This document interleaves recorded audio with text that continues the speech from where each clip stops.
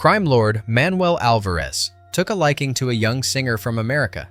He invited Nora to sit at his table and then offered her a job singing at his club. During their conversation, a waiter accidentally spilled wine on her dress. Akeem apologized repeatedly, but Alvarez was not satisfied. He slashed the waiter's throat with a knife and, as if nothing had happened, sat back down and ordered the girl to clean herself up, saying she was now working for him. Akeem's body was dumped into the sea.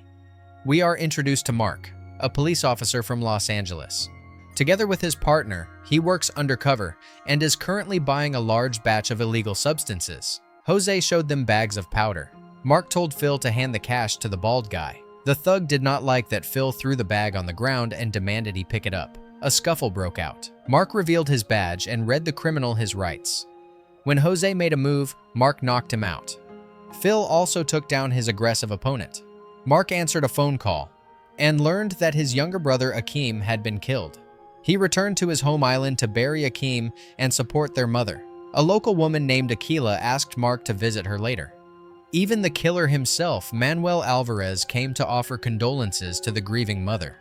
The woman told her eldest son that life on the island had changed dramatically in recent years, but she did not want Mark getting involved in any trouble. The cop from Los Angeles stopped by the local police station, where his old friend Nate now worked. The bald guy told him they were short on personnel and overwhelmed with work, so they had not been able to find anything out about Akeem's death. It might have been the work of a gang from a neighboring island. Aquila teaches karate to children. She and Mark were once engaged. She confirmed that gangs from other islands were wreaking havoc here, and Nate could not be trusted. Like everyone else, he was scared. Manuel Alvarez owned everything on the island. Over the past 4 years, he had bought out every possible asset. The gangs left him alone because they worked for him. Akeem had started working for Alvarez just 2 months ago, and look what happened to him. Mark decided to meet this oligarch and went to his club. The tycoon advised the cop to calm down. According to him, Akeem finished his shift and went home. Perhaps he got mixed up with a gang. Alvarez gave Mark the address of a den where criminals usually hung out, claiming that Akeem liked to visit the place after work. Mark did not really believe him, and hinted that he would soon drive Alvarez off the island. Alvarez responded by ordering one of his gangs to go after the cop. Mark visited an old friend, borrowed a sledgehammer, and smashed a concrete slab. Underneath it, he had hidden a box full of weapons. That evening, he went to the specified club, turned down the music, and asked to see the boss. He just wanted to talk, but the gang members immediately pulled weapons on the bold intruder. Clearly, they were not locals and had not heard of his reputation. Mark disarmed one of them and kept questioning them about Akeem, but the gang only understood the language of brute force. Mark beat them down, breaking a few limbs in the process. The boss resisted a bit longer, but eventually ended up on the floor as well. Mark threatened them with a weapon, and the criminal confessed that they had been hired specifically to deal with him. Another gang soon arrived on motorcycles and opened fire. Mark had to run. He knocked out one biker with a wooden board, while 2 others gave chase, but he managed to hide. Alvarez then ordered the attackers to go to the cop's mother's house and use her as bait. The criminals broke into the house and searched every room. They found a woman in the bedroom and ruthlessly opened fire.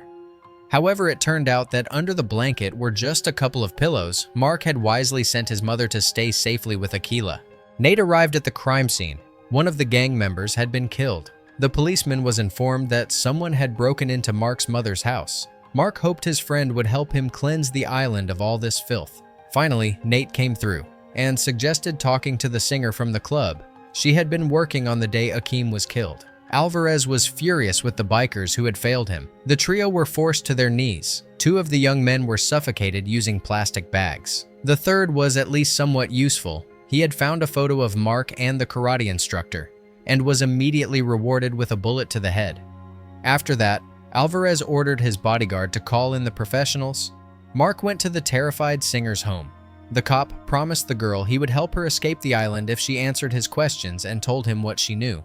The girl was afraid they would kill her for this, but when Mark told her that Nora would be back in the United States tonight and would be protected by his friend, she finally agreed to talk.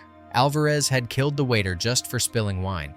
Mark asked Nate to escort the singer and make sure she left the island safely. Soon, hardened mercenaries arrived to eliminate Mark. He told his mother that Manuel Alvarez had personally killed his brother. Nate gave Nora a plane ticket. In America, Mark's partner Phil would take care of the witness. The hitmen were now hunting Aquila. They pulled up to her house. Mark spotted them and led his loved ones out through the back exit. The armed group followed them into the forest. Mark called Nate for backup. As soon as the officer arrived at the house, he came under immediate gunfire. Aquila was skilled with weapons. Together with her ex, she took down one of the mercenaries. The rest decided to retreat. They had not expected any resistance. Alvarez found out that the singer had escaped. He had gotten Nora hooked on substances and expected her to remain in a dazed state. His underling had failed to watch her, so Alvarez punished him, shoving an entire bag of drugs into his mouth. Mark hid Aquila and his mother at a friend's house to make it harder for anyone to reach them. However, Aquila refused to hide. She wanted to help defend her island. Nate printed out a file on Alvarez's gang and asked the priest to keep the documents safe in case anything happened to him. Alvarez was seriously worried. If Nora testified against him, the police would issue an international arrest warrant, and that would be the end of him. His bodyguard came up with a way to silence the defiant cop. Mark was supposed to meet Nate that night at the old mill. A police car arrived, but the officer inside did not respond. A stranger stepped out from the vehicle. Nate was sitting inside, badly beaten. He was immediately shot, and gunfire was opened on Mark. Aquila was captured, but she managed to fight off one of the mercenaries. Then, the bodyguard used a stun gun on her and dragged her into a car. Mark returned to Nate. His old friend died right in front of him.